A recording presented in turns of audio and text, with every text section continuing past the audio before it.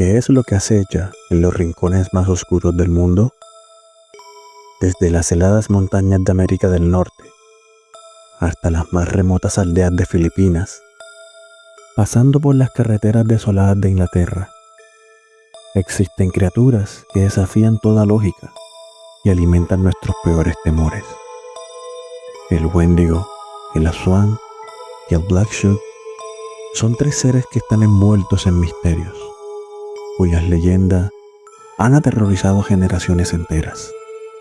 Pero, ¿son mitos? ¿O son advertencias? ¿O incluso algo más siniestro?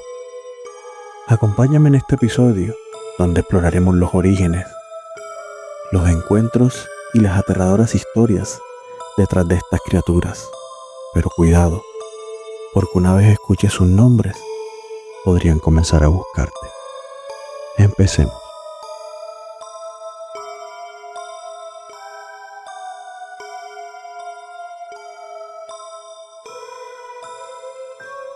Hola, me llamo Martín y soy guía de montaña, o al menos lo era, antes de la última expedición.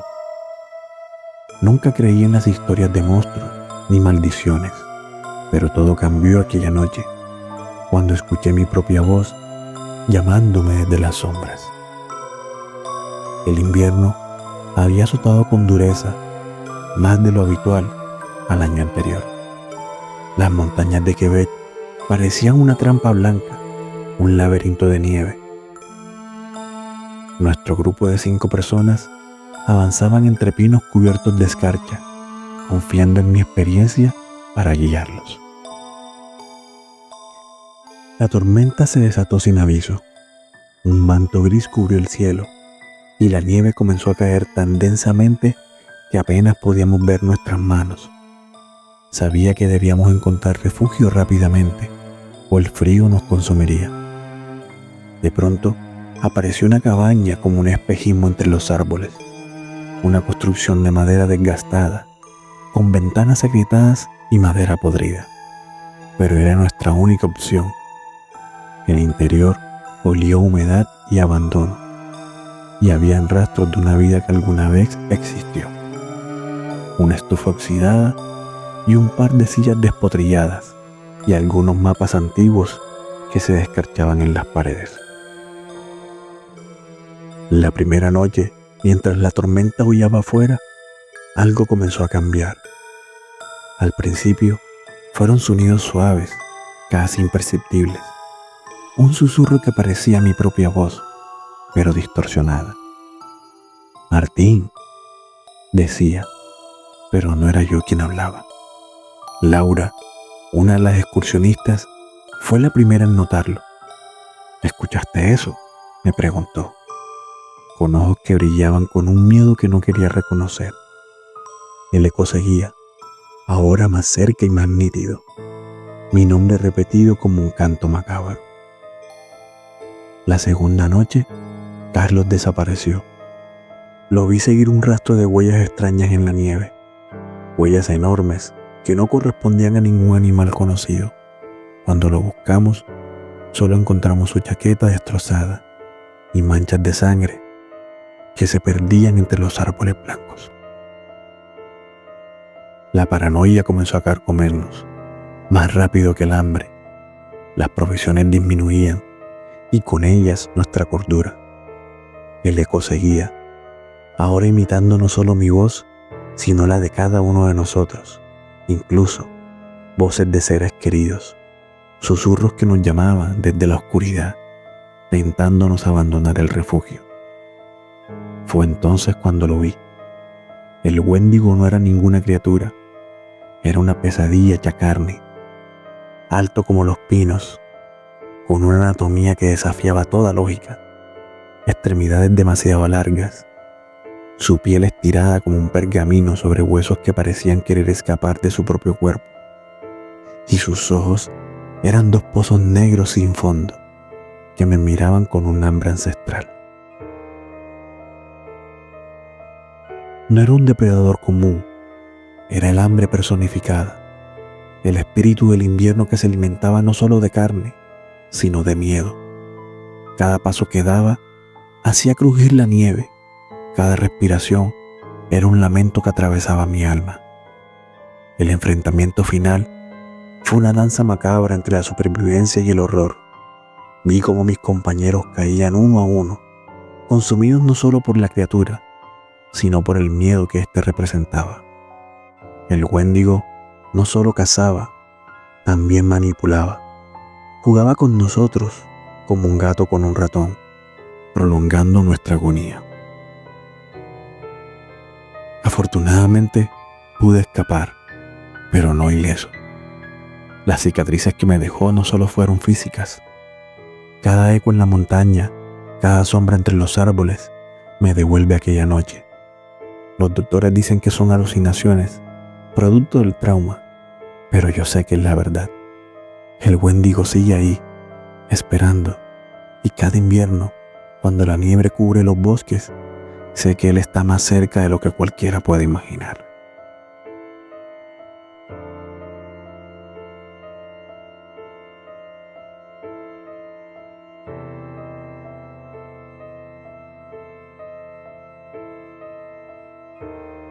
El obturador de mi cámara era el único sonido que interrumpía el silencio en la aldea de Capiz.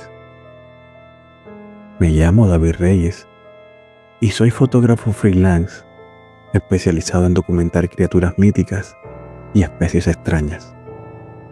Mi expedición actual son los murciélagos gigantes de las Filipinas, una leyenda que muchos consideran un mito. La aldea Capiz parece suspendida en el tiempo. Casas de madera sobre pilotes, palmeras mecidas por el viento tibio y un silencio que ocultan secretos antiguos. Desde el primer día que llegué, noté algo extraño en Magdalena.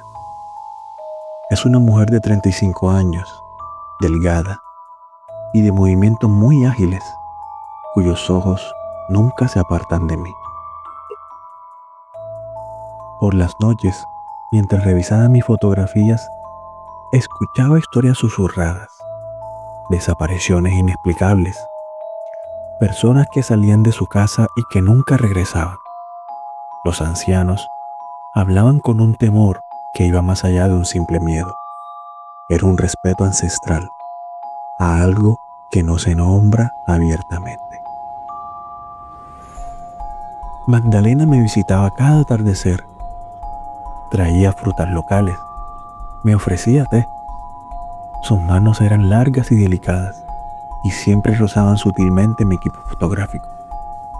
Los extraños necesitan protección, decía con una sonrisa que no llegaba a sus ojos. La primera señal llegó una noche de luna nueva.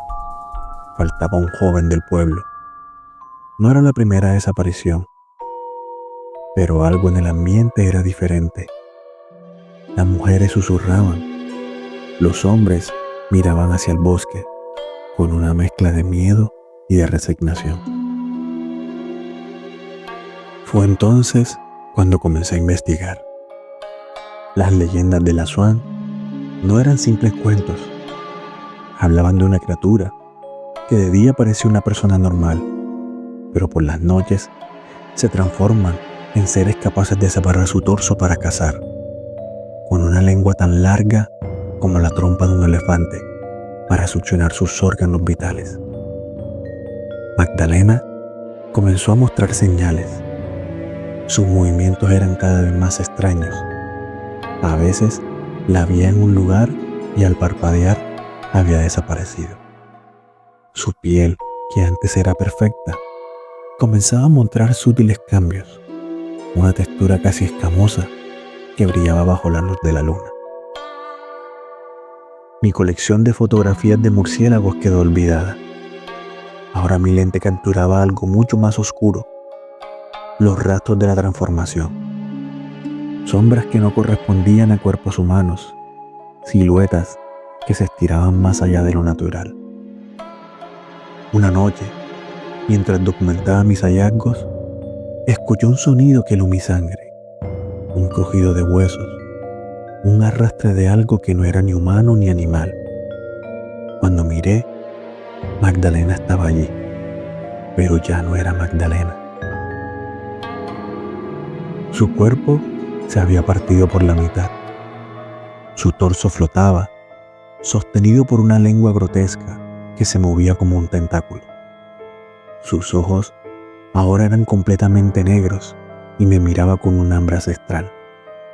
No era una criatura que cazaba por hambre, era un depredador que había perfeccionado el arte de la cacería durante siglos. Lo último que recuerdo es su risa, un sonido que mezclaba lo humano con algo primordial y aterrador. Logré escapar, pero el precio fue alto. Mi cuerpo mostraba extrañas marcas de mordidas que los médicos no podían explicar. Cicatrices que parecían querer abrirse de nuevo, como si algo dentro de mí hubiera cambiado esa noche. Meses después, revisando mis fotografías, descubrí algo que me hizo helar la sangre. En el fondo de las últimas imágenes, apenas perceptible entre las sombras, estaba Magdalena, pero no como la había dejado. Su reflejo mostraba solo la mitad de su cuerpo, observándome desde una distancia que no existía en el momento de tomar la foto. Y entonces comenzaron los sueños, noches en las que me despertaba con el sabor de algo metálico en la boca, con mis sábanas cubiertas de plumas o escamas que no recordaba haber visto antes. A veces, mirando al espejo, juraba ver mi propio reflejo moverse un segundo antes, después que yo me detuviera. Los ancianos de la aldea, a quienes contacté, después me enviaron un mensaje críptico. El Asuán no te eligió para matarte, te eligió para continuar. No supe si temer o resignarme, pero algo era seguro. Mi vida ya no me pertenecía por completo.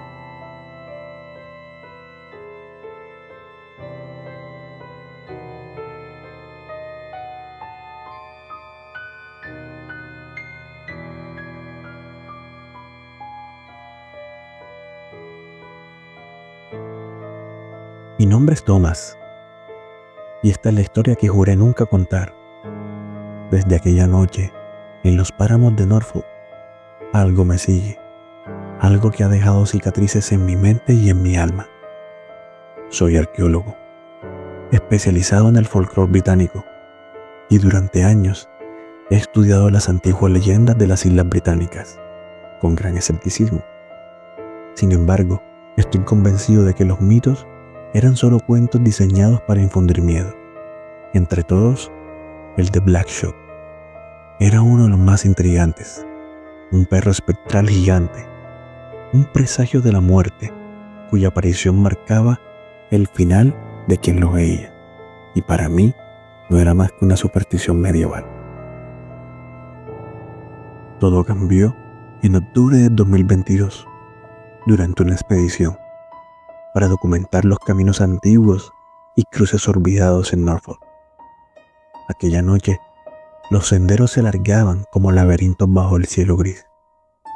Hasta la tormenta llegó sin previo aviso. En cuestión de minutos, el mundo se oscureció. Relámpagos desgarraban el cielo y el viento aullaba entre los árboles. Y mi Land Rover luchaba por avanzar en caminos cada vez más intransitables. Fue en medio de ese caos cuando lo vi. Primero, una sombra, luego una forma, negra como la ausencia de la misma luz, con ojos que ardían como brasas. La criatura era más grande de cualquier perro o lobo hubiera visto.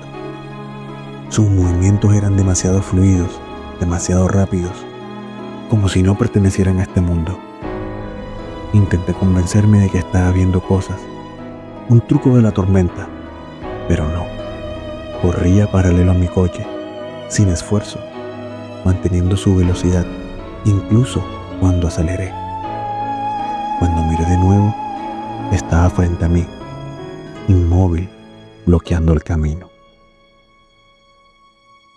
Frené de golpe, y por un instante todo quedó en silencio. Los truenos y el viento se apagaron como si alguien hubiera quitado el sonido del mundo. Solo quedaban sus ojos mirándome. Los relatos antiguos hablaban de presagios de muerte, pero en ese momento supe que no eran solo presagios. Él era un juez. Bajé del coche y no sé por qué lo hice, pero algo en su mirada me ordenaba acercarme. Cada paso que di fue un desafío a mi instinto de supervivencia.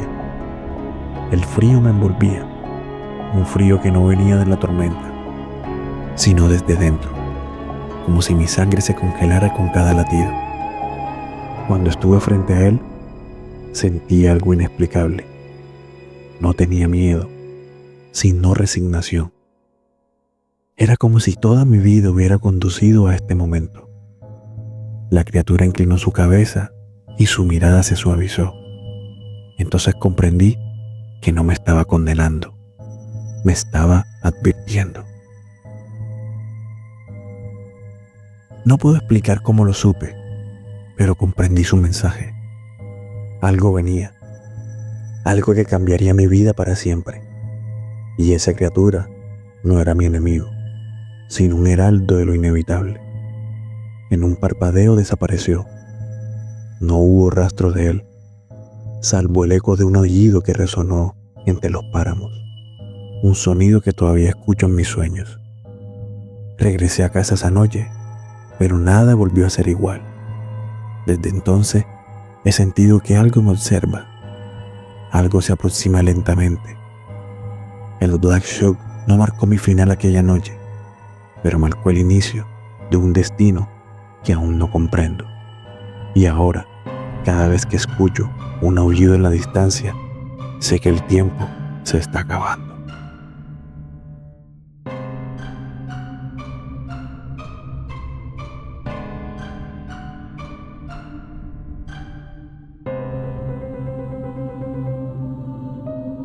El Wendigo que acecha en el frío, el Aswang que se oculta bajo una máscara humana y el Black Shoot que camina entre sombras. Tres criaturas de diferentes mundos, unidas por una misma verdad. El miedo que despiertan es tan real como los latidos acelerados de tu corazón. ¿Qué harías si escucharas un eco en el bosque? ¿O si la amable vecina de al lado ocultara un secreto inhumano? Tal vez el próximo perro que veas no sea solo una coincidencia. Si te ha estremecido este episodio, recuerda seguirnos, compartirlo y dejarnos tus comentarios. ¿Te atreverás a explorar más? Esto es Las Formas del Miedo. Hasta la próxima, si te atreves.